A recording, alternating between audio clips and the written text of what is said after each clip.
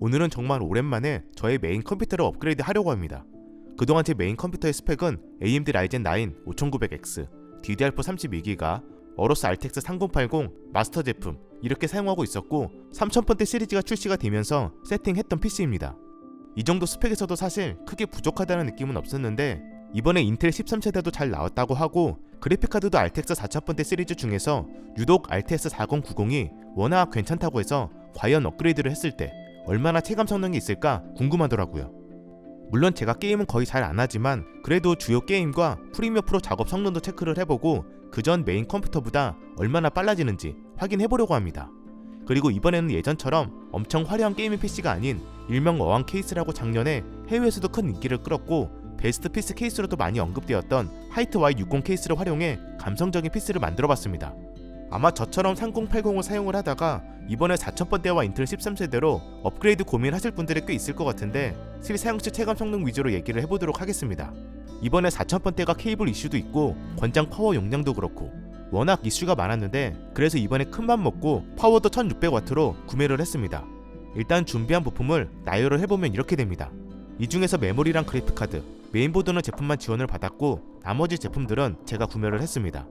아마 메모리 정도만 나중에도 구매할 것 같고요.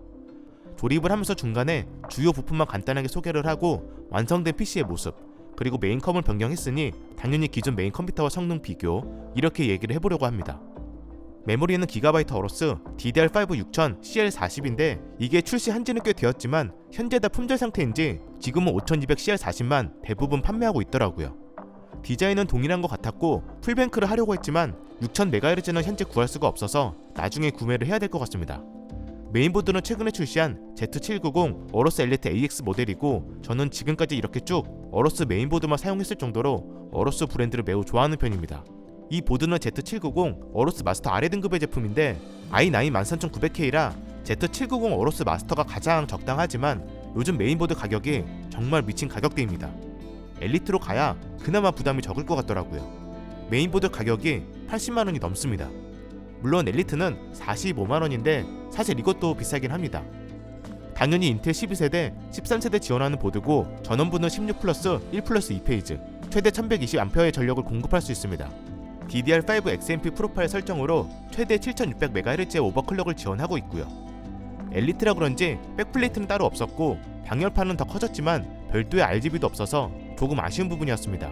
PCIe 4.0 M.2 슬롯은 4개가 있었는데 맨 위에 있는 슬롯 1개만 서머패드가 양쪽에 있었습니다. 그리고 M.2로 나사 없이 쉽게 장착할 수 있도록 이런 식으로 설계가 되었고 그래픽카드도 쉽게 탈착할 수 있도록 설계되었더라고요. 후면 패널 포트는 이렇게 되는데 기존의 마스터 대비 조금 부족하다는 느낌은 있지만 어차피 최근에는 깔끔한 데스크 셋업 때문에 USB 허브를 거의 사용하다 보니 크게 문제는 없을 것 같습니다. 와이파이 6E랑 블루투스 5.3도 지원하고 있고요. 그래픽카드는 기가바이트 RTX 게이밍 OC 4090 24GB인데 디자인은 깔끔하고 심플합니다. 크기는 역시나 어마어마한 크기를 가지고 있고 가로 길이 340mm, 높이 75.2mm입니다. 권장 파워 용량은 1000W라고 하는데 저는 넉넉하게 1600W로 구매를 했으니 크게 문제는 없을 것 같고 전원 포트는 12 플러스 4, 16핀 1개로 연결이 됩니다. 다행히 제가 구매한 시소닉 1600W 파워에는 12VH-PWR 호환 케이블이 포함되어 있어서 이걸로 그나마 깔끔하게 장착할 수 있었습니다.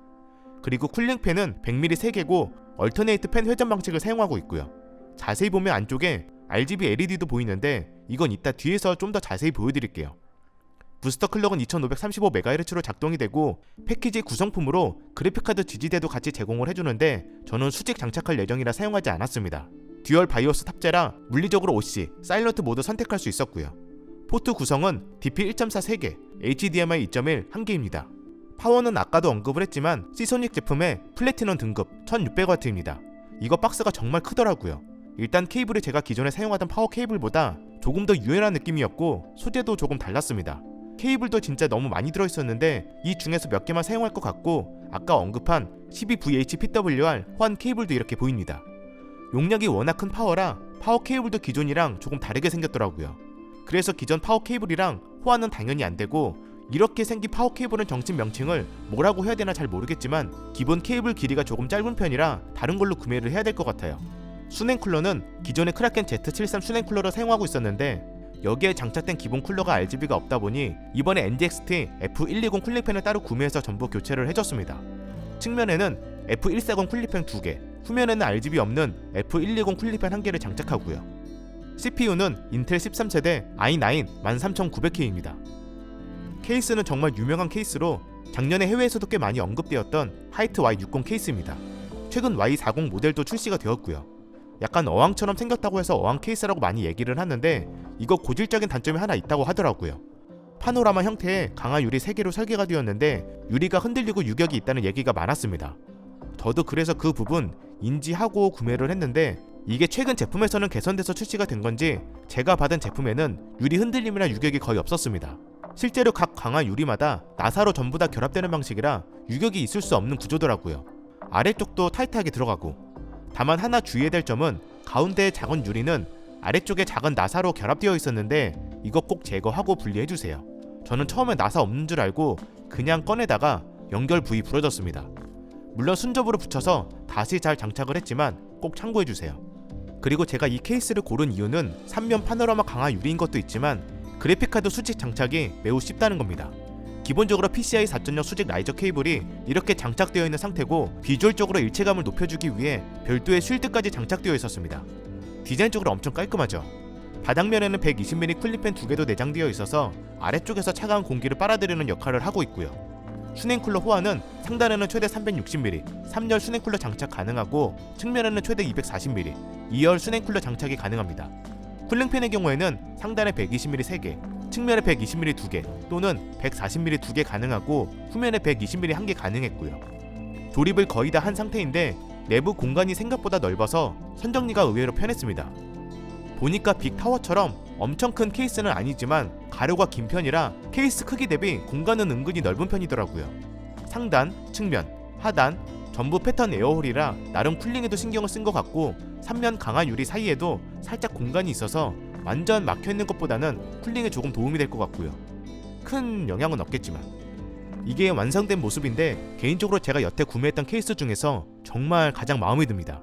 저도 그동안 RGB 화려한 거, 엄청 큰 케이스, 작은 케이스 다 써봤지만 3면 파노라마 유리가 주는 그 독특한 디자인, 그리고 그래픽카드 수직 장착도 쉽도록 라이저 케이블 기본 장착 제공에 별도 쉴드까지, 그래픽카드 수직 장착을 해보고 싶고 내부 공간 넓은 독특한 케이스 원하시는 분들에게는 추천할 만한 케이스라고 생각이 됩니다.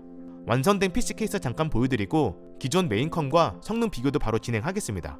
내부 LED는 다양한 컬러보다는 그냥 단색이 깔끔하면서 가장 이쁘더라고요. 이 케이스는. 그리고 공간이 워낙 넓어서 이렇게 큰 아트토이도 넣을 수 있었습니다. 작은 피규어가 있다면 여기에 올려도 괜찮겠죠. 그래픽카드 RGB는 이미지상으로는 꽤 밝아 보였는데 실제로는 광량이 매우 약합니다. 게다가 펜 안쪽에 LED가 있어서 펜이 회전하면서 빛이 깜빡거리는 느낌이라 쿨링팬 같은 선명한 RGB 느낌은 아니었습니다. 뭐 예전에 어로스 RTX 2080에서도 이런 느낌으로 들어갔던 것 같고요. 그래도 없는 것보다는 저는 있는 게 좋은 것 같습니다. 이왕 수직으로 장착을 했으니. i9 13900K랑 4090은 출시된 지 꽤 지난 제품이라 이미 다른 영상이나 자료를 통해 많이 보셨을 거라 생각이 되고 저는 기존 메인컴과 비교를 했을 때 게임 프레임 차이, 작업 성능 위주로 보여드리려고 합니다. 그래도 3D 마크 점수는 보여드리겠습니다.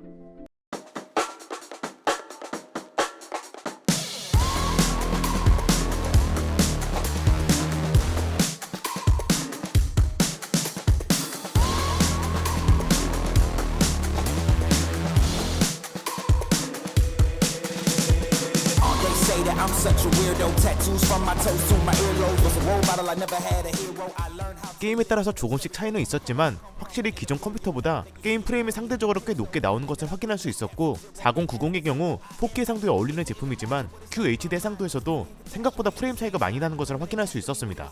온도의 경우에는 CPU는 괜찮았는데 그래픽카드는 특정 게임 4K 해상도에서는 생각보다 높게 나오는 부분이 있었고 이건 게임마다 차이가 조금 있는 것 같더라고요.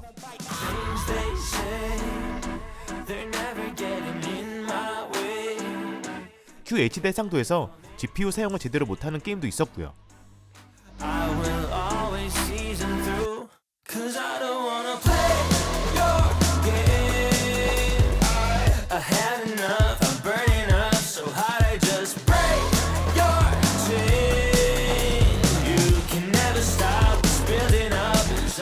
그리고 4000번대에서는 DLSS 3.0 적용이 가능했는데 아직은 일부 게임에서만 적용이 가능해서 한 개 게임만 테스트를 해봤고 적용했을 때 확실히 훨씬 높은 프레임 유지가 가능했습니다. 지원하는 게임이 더 많아진다면 앞으로 4K 해상도도 크게 무리가 없어 보였습니다. I guess I don't fit in with the imposters. I'm taking the mask off. Prepare your conscience. Prepare for honest. Cut off all the nonsense. I'm all of your chakra. Wonder who shot you. Go call the doctor. Boom like the chopper. Don't you get chopped up. I'm here to stop you. Whoever wants smoke like a roster, break you off proper. 렌더링 속도도 크게 빨라졌고 4K 해상도 422 영상 파일 기준 기존보다 거의 2배 이상 빨라졌더라고요.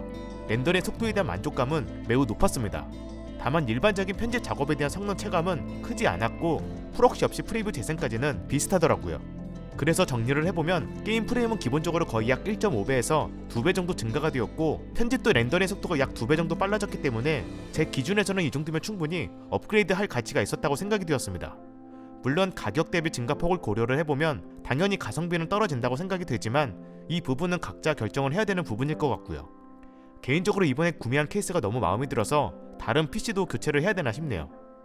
Y40보다는 Y60이 확실히 더 예쁜 것 같아요. 저는. 제가 준비한 영상은 여기까지고 시청해주셔서 감사합니다.